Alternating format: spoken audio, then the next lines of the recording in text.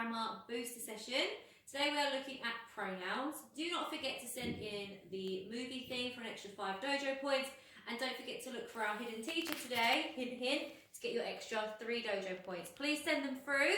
We love to give you rewards, and it's really good to see how many of you are getting engaged with this, so well done. So we're looking at pronouns this week.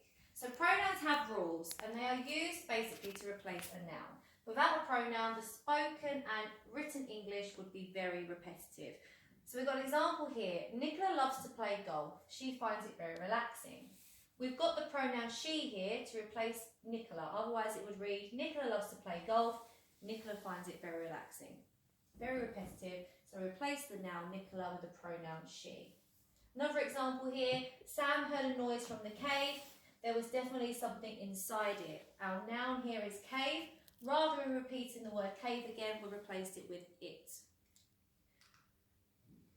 There are 6 different types of pronouns, so I'm going to quickly go through them with you now. So we've got personal pronouns. Personal pronouns represent people, places and things. They refer back to either the object or the subject of the sentence. And personal pronouns often signal whether the noun they refer back to is singular, plural and its gender as well. So here are some examples here. We've got them, it, we, he, him, you, she, me, you, I, they, us. Here's another example here. He pointed at her. She giggled at him. Rather than repeating the names over and over again of the person. We have possessive pronouns. Possessive pronouns show you the ownership of something. They are not to be confused with possessive apostrophe words. They don't need an apostrophe. So we've got mine, hers, yours, its, theirs, his, ours. There's a little man on a bike. This bike was his.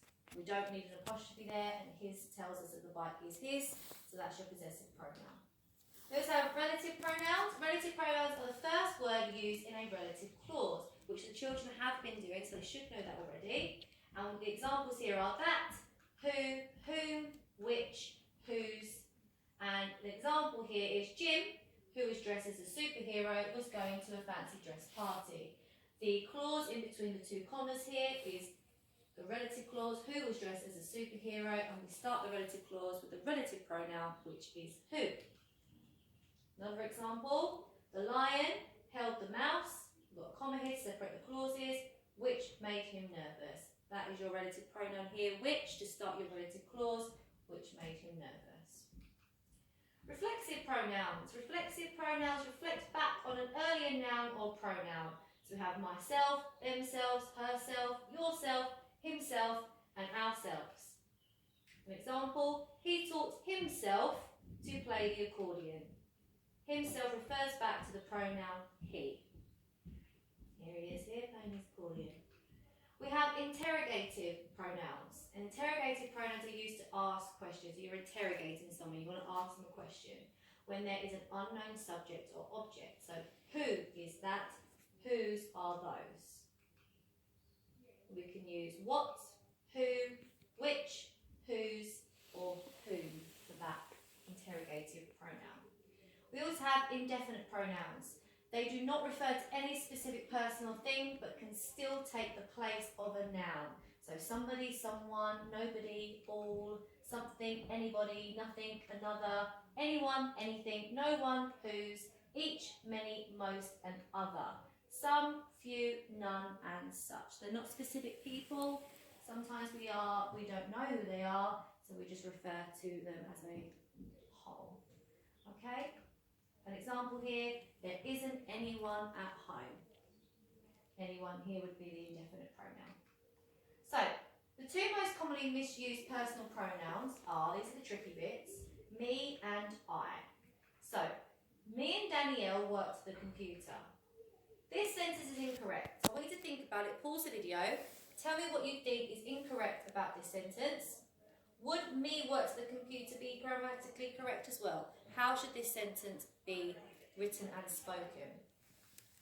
So hopefully you could all work out that it should be Danielle and I worked at the computer. So that's the tricky bit there.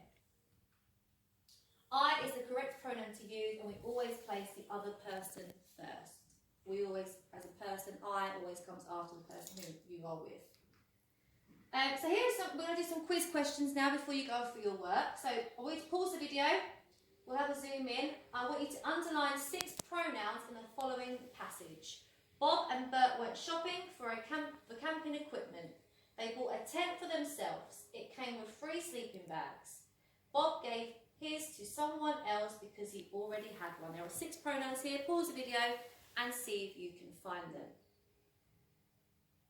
Okay, so you should have been able to find they, themselves, it, his, someone, he.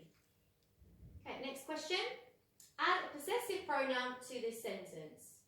You can't play with the train, it's blank. What could we use here as a possessive pronoun? We're not looking for a person's name, we're not looking for a noun. What possessive pronoun could you use? Pause the video and see if you can work it out for yourselves. Okay, so you should have come up with mine. You can't play with me, you can't play with the train, it's mine. Rather than saying you can't play with the train, it's Henry's. You're not going to talk about yourself in third person. Rewrite the sentences below, replacing the underlined words with the correct pronouns. We've got Sarah played Scrabble, even though Sarah doesn't really like Scrabble. So we've got 2 nouns here that we need to replace. Pause the video.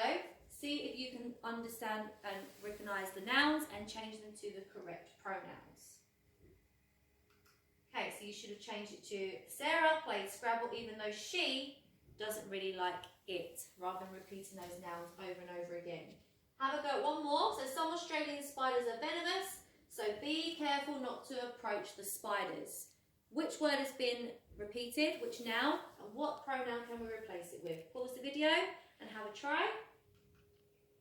Hopefully you change spiders to them. So some Australian spiders are venomous, so be careful not to approach them.